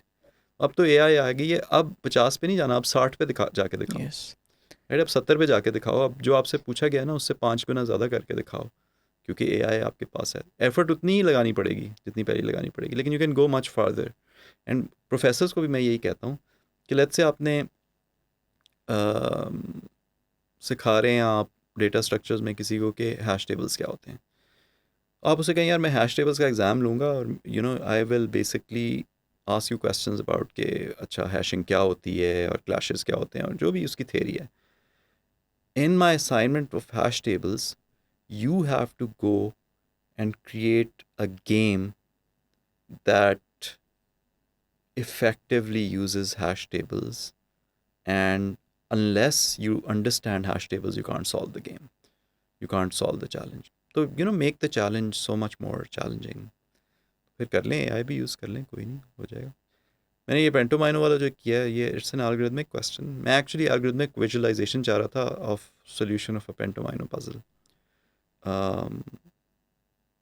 अभी तक किसी ने परफेक्ट सोल्यूशन नहीं पोस्ट किया जिसमें वो एक्चुअली आपको, काफ़ी लोगों ने अच्छे सोल्यूशंस पोस्ट कर दिए हैं आफ्टर बैक एंड फोर्थ, जिसमें आपको वो एक परफेक्ट एल्गोरिथमिक विजुअलाइजेशन करके दिखाए कि यार ये देखें इस तरह सॉल्व होता है, इस तरह बैक ट्रैकिंग होती है, इस तरह ये होता है. दे दें आप इसको as an assignment and then see where people go. And the best person will have to think about the problem and understand the problem. You can't just tell AI कि यार ये बस मुझे जल्दी से बहुत खूबसूरत कोई चीज़ बना के दिखा दो. नहीं होगा इस तरह. ठीक है. One more question before we move to the next avatar. So as a student, अगर मैं FSC में हूँ और मुझे चूज़ करना है कि मुझे आगे कंप्यूटर साइंस करनी है या नहीं करनी, हाउ डू लाइक देखें, क्योंकि मुझे अगेन वो लाइक हमारा इतना ज़्यादा लैग है in the academia catching up with the industry demand कि वो 4 साल बाद ये फैक्टर इन होना शुरू होगा कि कंप्यूटर साइंस की demand, like we know for sure right now computer science की demands are shifted. Yes. And people who are getting into it today, they are getting into it because of the hype that there was in 2019 2020. बिल्कुल. ठीक है. आज जो बच्चा computer science करने का decide करना चाहता है, उसको क्या अपने लिए like what are the questions that they need to ask themselves, what are the questions that parents need to ask them कि यार even if computer science is the right way forward for you. यार I think कि बहुत मुश्किल सवाल है ये. Obviously I don't want to trivialize this question, right. Like I don't want to give a trivial answer to this question. This is a very very difficult question to answer, and also it is an extremely crucial question to answer because मैंने इतने बच्चों को देखा है कि वो ऐसी जगह चले गए हैं जहाँ पे शायद उनको कभी भी नहीं जाना चाहिए था. एंड आई विश कि मैं सारे पेरेंट्स को ये कह सकूँ कि यार अपने बच्चे को ना बहुत सारी चीज़ें ट्राई करने दें और देखें कि कहाँ पे उसको लगता है कि यार ये मुझे काम नहीं लग रहा, इसमें मुझे मज़ा आ रहा है, और ये ऐसे नहीं लग रहा कि कोई मेरे ऊपर कोई बर्डन है, और जितना मैं ज़्यादा करता हूँ उतना मुझे और अच्छा लगता है। अगर ज़्यादातर बच्चे वो ढूंढ लेना ऐसी चीज़, ये पूरी दुनिया के लिए बहुत अच्छी चीज़ होगी। अनफॉर्चुनेटली डिसीजंस ड्रिवन बाय कि अच्छा कहाँ पे अच्छी जॉब मिल जाएगी, अम, वो पैन आउट अच्छा नहीं करते। ये जो लड़की की एग्ज़ाम्पल दी थी बहुत अच्छी एग्ज़ाम्पल है, कि उसने जाके देखा कि यार ये मुझे इंटरेस्टिंग लग रहा है, और फिर उसमें उसने ज़्यादा कर लिया। आई वुड टेल किड्स कि यार जो आपके इन बिटवीन समर हॉलीडेज़ होती हैं, या इन बिटवीन बिफोर यूनिवर्सिटी जो टाइम होता है, उसमें go experiment with a number of things, like maths भी पढ़ के देखें, फिज़िक्स भी देखें। एक I was talking to somebody, तो उन्होंने मुझे बड़ा इंटरेस्टिंग आइडिया दिया, वो एक एडटेक बनाना चाह रहे हैं उसके ऊपर, जिसमें वो एसोटेरिक तो नहीं, मतलब सारे सब्जेक्ट्स के बारे में। वो अपना बंदा मुझे अपनी एग्जांपल दे रहा था। वो कह रहा था मैंने एक दफ़ा ना एक वियर्ड फैक्ट पढ़ा कि जो स्टारफिश होती है ना, वो आपके जो ये शेल्स होती हैं ना, जिस तरह आपके मसल्स हैं और ये इनको खाती है। हालांकि आपको स्टारफिश को देख के लगता है कि यार, तो कहता है कि ये इतना फैसिनेटिंग फैक्ट था कि उसकी वजह से फिर मैंने मरीन बायोलॉजी को थोड़ा सा और देखना शुरू किया। फिर अब मेरी ज़िंदगी तो गुजर गई है ऑलमोस्ट, वो बंदा मेरी एज का ही होगा, लेकिन अब मुझे लगता है कि यार मुझे तो मरीन बायोलॉजी पढ़नी चाहिए थी, जितना मुझे मज़ा आता है इसको पढ़ने में। तो I think that is the key, कि हर डिसिप्लिन के अंदर जो टॉप के लोग हैं, शायद हमने कभी पहले भी इसकी बात की हो, जो टॉप 30-40% लोग हैं, उनको कोई फ़र्क नहीं पड़ता एआई आ रही है, एआई जा रही है, कंप्यूटिंग आज मशहूर है नहीं है। अगर आप टॉप के अकाउंटेंट भी हैं ना, आप टॉप के लॉयर हैं, आप टॉप के फ़िज़िक्स के बंदे हैं, आप टॉप के मरीन बायोलॉजिस्ट हैं, आप टॉप के आर्टिस्ट हैं, आप टॉप के डिज़ाइनर हैं, और टॉप से मैं 10% की नहीं बात कर रहा, मैं टॉप 40% की बात कर रहा हूँ, तो आपको फ़र्क नहीं पड़ेगा। तो असल हर बच्चे का मकसद ये होना चाहिए कि एफएससी में, मैट्रिक में, कि यार वो क्या चीज़ है जिसमें मैं यहाँ जा सकता हूँ। इसलिए नहीं कि अम, वहाँ पे पोटेंशियल ज़्यादा है, इसलिए क्योंकि वहाँ पे मुझे ज़्यादा मज़ा आता है, और उसमें मुझे मेहनत बुरी नहीं लगती, Yeah. क्योंकि मेहनत तो करनी पड़ेगी। कहीं कोई बंदा, इवन डेमस जैसा बंदा जिसकी हम बात कर रहे थे, अगर उसकी लोग जाके हिस्ट्री पढ़ें, like probably one of the most brilliant minds in the world right now, उसने भी बहुत मेहनत की हुई है। तो मेहनत तो करनी पड़ेगी। असल ट्रिक ये है कि कौन सी चीज़ है जिसमें मुझे मेहनत बुरी नहीं लगती। आई डोंट नो कि, I think I was lucky that way, I don't know if you were lucky that way. मुझे कभी भी प्रोग्रामिंग और कोड लिखने में उस तरह से फ्रस्ट्रेशन नहीं हुई, हमेशा चैलेंजिंग लगा। 10-10 12-12 घंटे भी लगाए, 18-18 घंटे भी लगाए, लेकिन हमेशा मज़ा आया, क्योंकि eight the and it's very rewarding कि आपने वो सोल्यूशन ढूंढ लिया, राइट? या आपको पता चल गया, ओ अच्छा ये तो इस तरह इस एल्गोरिदम से सॉल्व होती है चीज़, मैं इसके ऊपर ऐसे ही इतनी देर से कोशिश कर रहा था। तो I think I got fortunate that I ended up in a field जहाँ पे मुझे काम काम नहीं लगता था, लेकिन आई विश के हम बहुत सारे बच्चों को हम we help them find this, क्या चीज़ है जिसमें काम काम नहीं लगता, जिसमें मेहनत मेहनत नहीं लगती, थकता नहीं हूँ मैं, और मज़ा आता है। And the onus of responsibility, like 90% of it is on, of course, on parents, right? Like as a parent, parents का giving काम them सिर्फ that अपॉर्चुनिटी देना है। पेरेंट ये opportunity. नहीं कर सकते, कि पेरेंट्स का काम अपॉर्चुनिटी भी देना है और डिसिप्लिन करना भी है। आजकल के बच्चे डिसिप्लिन नहीं होते। आजकल की दुनिया में वो बेशुमार टाइम्स आया करते हैं डूम स्क्रॉलिंग पे, और अम, अ, अभी हमने किसी ने आर्बिसॉफ्ट में सवाल पूछा स्लैक पे कि अच्छा लोग बताएं कि वो सुबह उठ के सबसे पहले काम क्या करते हैं। तो एक बंदे ने लिटरली लिखा कि यार मैं, मेरा दिन नहीं स्टार्ट होता जब तक मैं डूम स्क्रॉलिंग ना करूँ 1 घंटा। मैं सर पकड़ के बैठा हुआ था, मैंने कहा यार ये किस किस्म की मॉर्निंग एक्टिविटी है, right? But so disciplining children and giving them to the extent possible opportunities to learn different things, try out different things. अभी कुछ साल पहले वो आई हुई थी, एक पाकिस्तानी है जो बहुत ही प्रोमिनेंट है, नरगिस मवाल वाला। तो पता है जो MIT जो अम, अम, कौन सी वेव्स होती हैं जो उसने डिस्कवर की थी, जो बहुत बड़ी डिस्कवरी थी जिस पे नोबेल प्राइज़ मिला था पिछले 2-3 साल पहले। तो she was part of that team, she is the now the head of the department for MIT physics. तो उसका इतना फ़ैसिनेटिंग लेक्चर था, ITU में था। तो मैं अपने बच्चों को लेके गया था, लेकिन मैं फ़ैसिनेट हो गया था कि यार अच्छा, gravitational waves, she is part of the group that proved that gravitational waves exist. उसने, तो मैं ये सोच रहा था कि अगर मैंने बचपन में ये देखा होता शायद मैं सोचता कि यार मैं फ़िज़िक्स पढ़ता हूँ। तो those kinds of opportunities, luckily अब वो अपॉर्चुनिटीज़ ऑनलाइन भी बहुत हैं, right? Like you don't have to have the person actually there. लेकिन for example if your kid is going a lot online, तो देखेंगे वो क्या कर रहा है online. Make sure that you know they are tuned into things like Khan Academy. मेरा बच्चा 2-3 चैनल्स देखा है जो मैं भी फैसिनेट हो जाता हूँ, इतने ज़बरदस्त तरीके से वो नए कॉन्सेप्ट सिखाते हैं कि बड़ा मज़ा आता है देखने में। वो एक है, वो मुझे चैनल का नाम नहीं आ रहा, लेकिन वो it explains things very very three blue simply. One brown तो नहीं है? वो तो खैर वो भी बहुत ज़बरदस्त है वो, लेकिन it's for more advance concepts.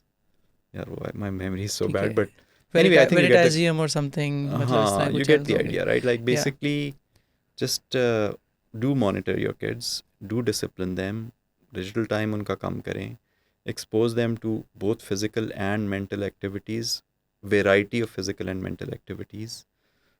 Unfortunately Pakistan में बहुत कम opportunities है, लेकिन जो भी है उसको grab it with both hands. Expose them to the arts also. I think that's really important. You know, वही बंदा जिससे मैं बात कर रहा हूँ मुझे कह रहा था कि वो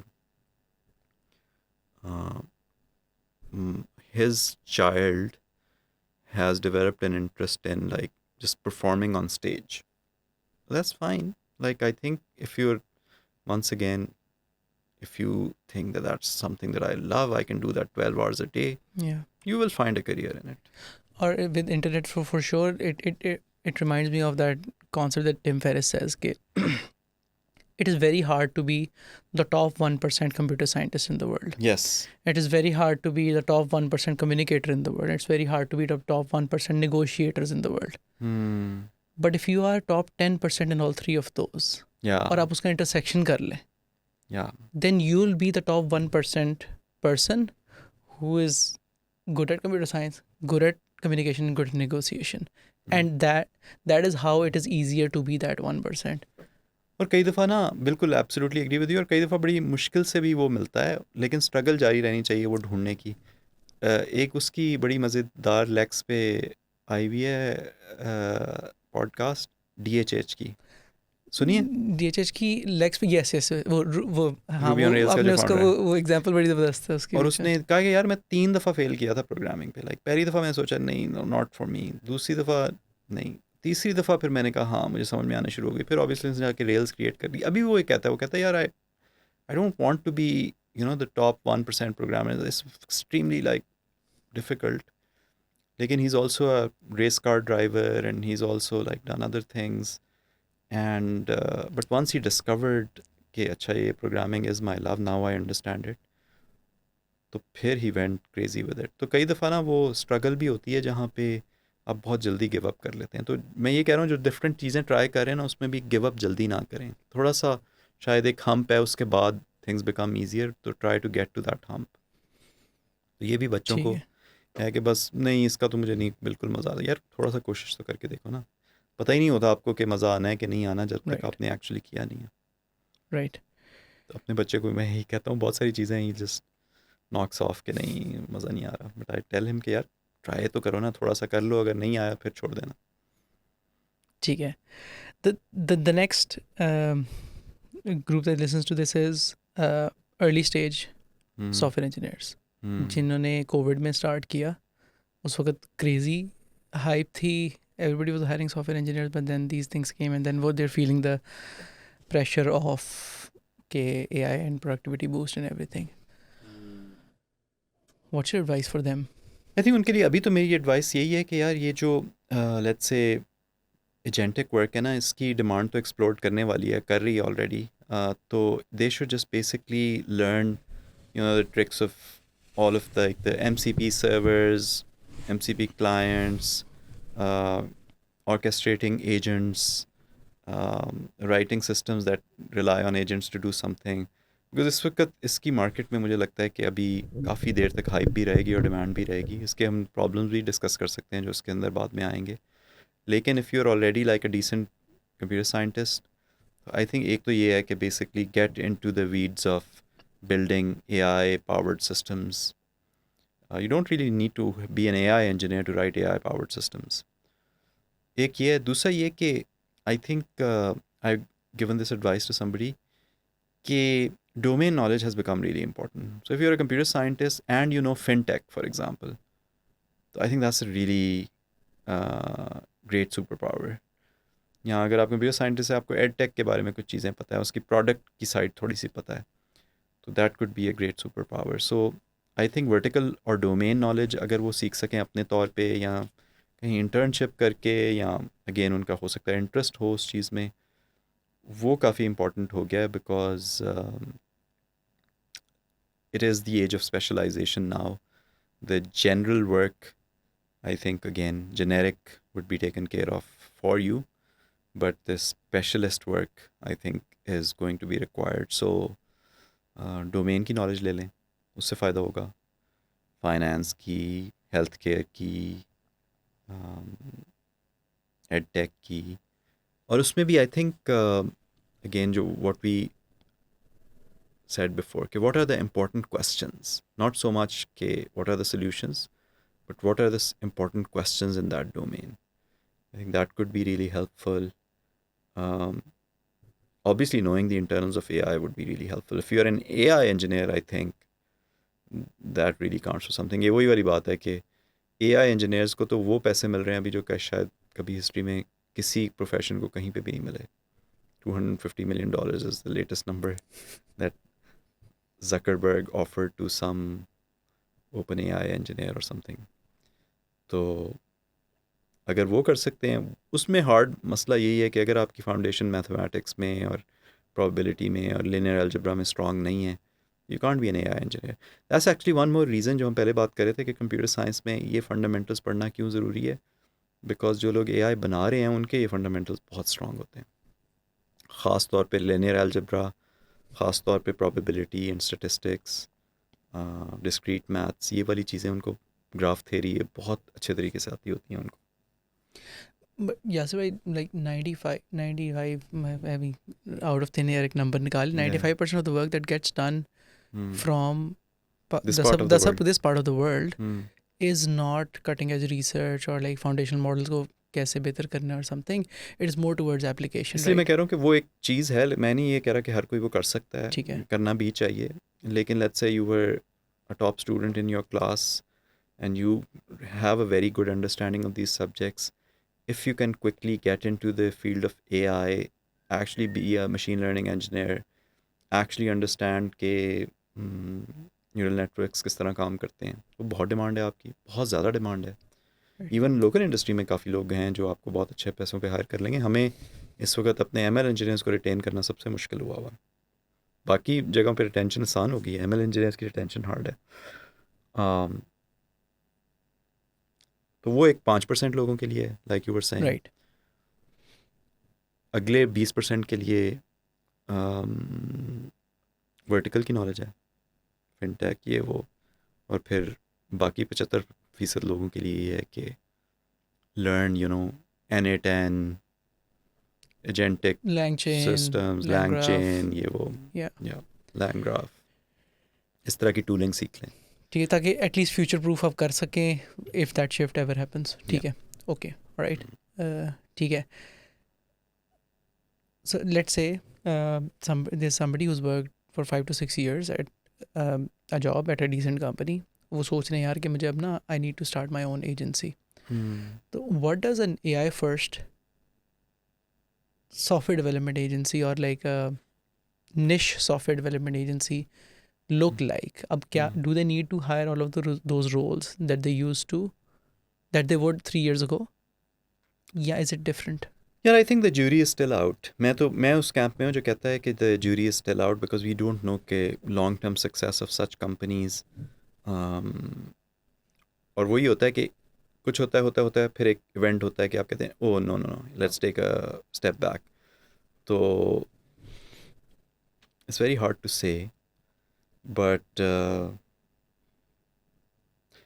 but I think again if you're going to rely on that bottom 60-70% people, ठीक है, जो कि let's say come with more of technician skills than engineers skills or researcher skills, तो फिर the company that you want to build today, the AI first company that you want to build today is one that just creates agentic workflows, right? Because agentic workflows is more of an coordination orchestration challenge rather than an engineering challenge. It's more of a configuration challenge, Right.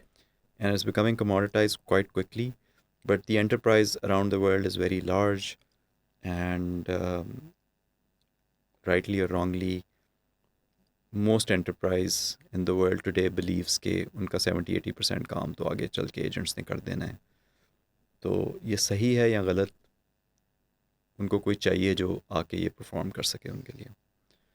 तो I think if you were an AI first company, you would start with automating your own workflows as much as possible, because you can't be selling this Kool-Aid to others if you're not drinking it yourself. तो पहले तो वो Kool-Aid आप खुद पिएं और खुद दिखाएं कि ये काम कर रही है, और फिर आप दूसरी कंपनीज को भी करके दे सकते हैं. Like as a software company, I don't know, आप लोग अपने how much of your own work is now done by agents?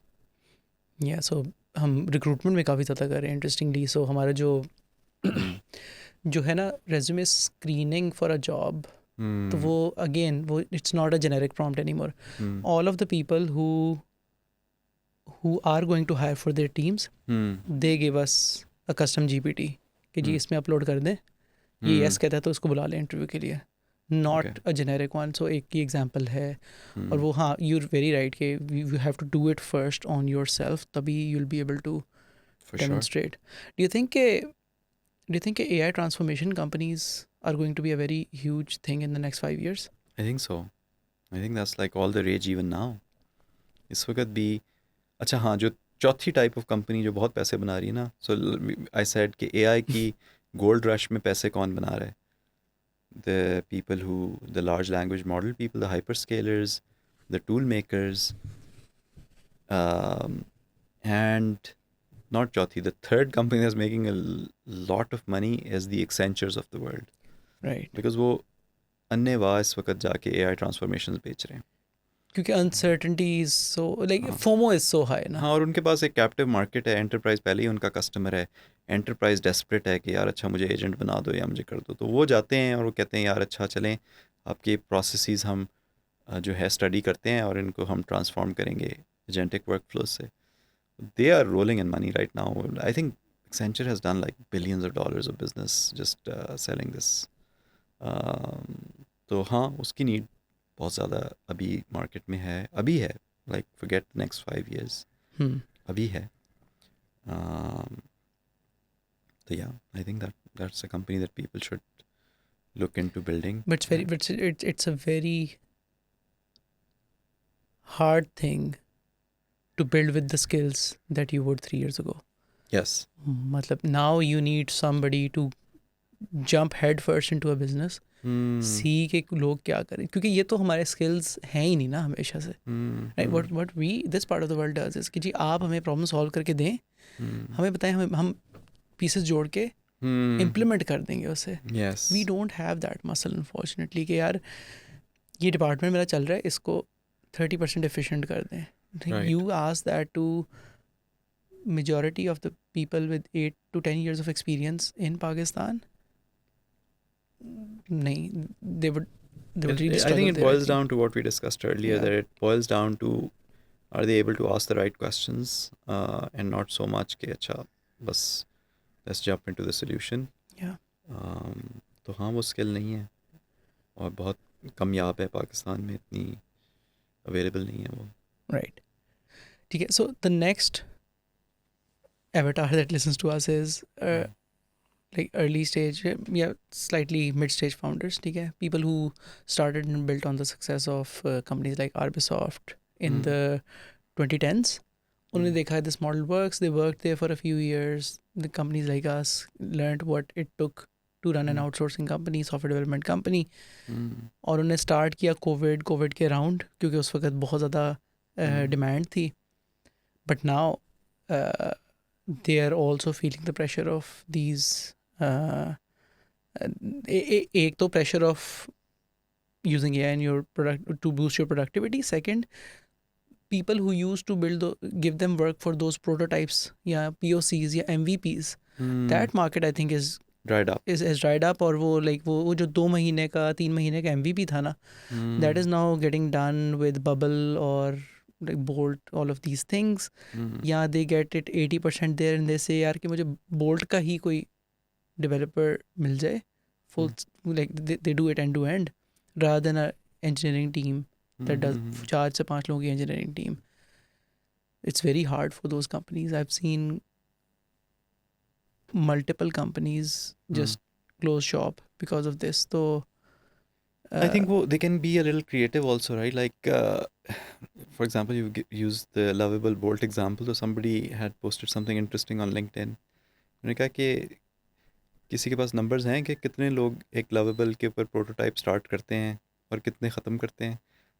70-80% probably just don't, right? So this has opened up a new market. You can say कि यार we are the team that will finish your Bolt prototype, right? अच्छा, interestingly, yes, why people used to invest in those MVPs and they maybe the team even knew कि यार this is not going to work, but हाँ. they did spend that money, right? तो वो the way I see it is कि वो जो उन्होंने spend करके try out करना था ना, जो the industry that was around that is that'll probably be gone in a few years. हाँ, लेकिन I'm saying that maybe there's a new industry now, right? For that kind of things. यानी कि you could be a company that actually finishes somebody's lovable prototype. We know कि lovable जो है या Bolt जो है उसकी ऐप एक certain लेवल तक स्केल करेगी, उसके बाद उसमें सिक्योरिटी के भी इश्यूज़ होंगे, उसमें परफॉर्मेंस के भी इश्यूज़ होंगे और इश्यूज़ होंगे. You could be the company that solves those. So one answer is that some markets are closing down and maybe some others are opening up, so keep an eye out for the ones that are opening up. Another answer, I think, वो consistent ही है. हम बार बार वही कहते हैं कि generalization का दौर जा रहा है और specialization का आ रहा है. So you could be a specialist company that is only solving problem in a narrow niche and domain. For example, you're building agents, but you're just building agents for contact centers. ठीक है, एक बहुत narrow niche है और every contact center in the world right now might be thinking कि यार मैंने किस तरह automate करना है. तो अगर आपकी ज़रा सी भी specialization ज़्यादा है उसमें, आप market में ज़्यादा tap in कर सकते हैं. So I think keeping your eyes open for new opportunities that have become available as a result of this transformation, and at the same time also specializing in niches, I think could be somewhat future proof as a strategy. Arbisoft के case में we think that working with data is a future proof strategy because दुनिया कहीं भी चली जाए, AI कितनी भी advance हो जाए, the data needs are not going to go anywhere. So can we be really good at data engineering, data warehousing, data analytics, data के ऊपर let's say pipelines for ML and AI, तो हम वो skill build करें. We think that's a pretty future proof strategy. So yeah, that could be another thing. What else? I think ये 2-3 चीज़ें हैं. I understand वो जब flux आता है market में तो there are some casualties, right? तो कुछ casualties तो होंगी उसमें, उसको कुछ नहीं कर सकते, लेकिन I think safeguarding yourself against those casualties, उसमें ये चीज़ें ही हैं. Specialization, keeping an eye out for new opportunities which are resulting from the AI transformation. और एक बात जो हमें पता ही है कि जब भी गोल्ड रश हो रही होती है तो you always have to look for opportunities to make shovels, right? So data is an example of that shovel, but you can think of what other shovels do I need. तो gold rush में participate करना, क्योंकि competition बहुत ज़्यादा होता है, मुश्किल होता है, लेकिन शवल्स वाले जो हैं वो अक्सर they end up making more money. So या you can think about what are the shovels in this like one shovel is something like tha evals is a shovel, right? Like people are building AI but they don't know how to test it. You could be very good at evals. You could just be an evals company You for can just be an evals healthcare. company. Yeah, Yeah. exactly. So that's an example of like future safe strategy. तो हाँ सोचना पड़ेगा, लेकिन सोच लें कि कौन से शवल पे आपने काम करना है. Right. And so something that I can say from my own experiences कि it's very hard to steer like or like वो inertia होता है ना हर टीम का, चाहे 20 लोग 30 लोग भी हों, there is an inertia of a team, ठीक है. So typically if I as a founder need to steer my company to telling everybody यार कि हाँ हम ये करते थे, it was your proud artwork that you did, that was writing code and everything whatever you used to do, but things are changing. What would be your advice to founders in like getting everybody to be part of your re-steering या pivot? I think number one advice तो ये है कि जो मैंने पहले भी कहा था कि if you want people to drink a new Kool-Aid, first drink it yourself. अगर वो ये नहीं देखते कि आपने अपने आप को नहीं ट्रांसफॉर्म किया तो कभी भी नहीं ट्रांसफॉर्म करेंगे. तो you can't be preaching something that you're not practicing yourself. मैं इसीलिए कहता हूँ कि लोगों कंपनियों को भी जाके अगर आपने AI ट्रांसफॉर्मेशन बेचनी है तो पहले वो आपसे यही पूछेंगे आपने कैसे अपने आप को AI से ट्रांसफॉर्म किया है. तो I think that's really important कि बेसिकली आप ख़ुद स्टार्ट करें एज अ फाउंडर कि आपके पास आपके वर्क फ्लोज में कितनी ज़्यादा AIs इंटीग्रेटेड हैं, और डेमोन्स्ट्रेट करें कि देखें इससे काम बेहतर या जल्दी या जो भी लेस कॉस्टली हो सकता है, इनएक्सपेंसिवली हो सकता है. तो एक चीज़ ये है. दूसरा ये कि आई थिंक कॉन्शियस ट्रेनिंग्स होनी चाहिए मेरे ख्याल में, बल्कि it's a good time for me to do like a plug here. We are doing like how to build an AI first company workshop where we are only inviting architects. Arbisoft में हो रही है at the end of this month, and only architects from other companies are speaking. So it's like tailored to a very high end because हमारा यही था कि ये change अगर टॉप डाउन आनी है ना, तो अगर जूनियर इंजीनियर्स को आप जाके कह रहे हैं या इस्तेमाल करें, लेकिन आपके जो डायनासोर्स हैं वो ऊपर बैठे हुए हैं वो नहीं कर रहे, तो फिर बहुत मुश्किल है. लेकिन अगर ये टॉप डाउन चेंज आए ना तो ज़्यादा बेहतर हो सकती है. तो वो हम वर्कशॉप कर रहे हैं. May be nominate some architects from your company to We'll just do that. we were going to make it a paid workshop so that everybody feels like there's a bang for buck here. So yeah, so I think basically consciously getting your people trained in the use of AI, or in keeping up with the AI transformation of the world, that could be interesting. Yeah, I think those two things, like just basically doing it yourself, promoting it yourself, and then making a conscious effort to train your people on it could be an interesting way to kind of get this Right. into your organization. And Great. So yeah, may like interesting chat. Of course, I learned a lot from this. मुझे gives me a lot of clarity. I really love the part about the students thing that you said. I have a 4-year-old now. अभी तो मुझे नहीं पता मैंने like how I have to navigate this और अगले 2-3 सालों में क्या होता है, लेकिन gives me some pointers. तो as always, it was really nice having you here. Thank you यार. वो मुझे लगता है कि थर्ड टाइम लकी कहते हैं, लेकिन I think it's always great to be on your show. And क्योंकि वो it's very easy to talk. हम लोग पहले ही एक दूसरे को इतना closely जानते हैं, तो it's a lot of people get really upset with me. You have no idea how many people call me to their podcasts on LinkedIn, and then I keep telling them कि नहीं यार मैं नहीं करता, and then they see this Ahmed Zubair show, and then they say कि यार आप तो करते नहीं हैं, तो आप वहाँ कैसे पहुँच गए थे. I don't think they realize that we go way back, and we have like a long relationship, which always makes it easy to come to this show. चले, thank you so much for this. Anything else you want to say before we close this off? All good. Chale. And with that, thank you so much for watching this episode. I think excellent insights for almost every type of people that listen to us. तो इसको देखें, इससे जो भी आपको समझ आती है नीचे कमेंट करें, जो चीज़ नहीं समझ आती ask those questions, I will try to answer all of them. And with that, thank you so much for watching, and I'll see you in the next episode.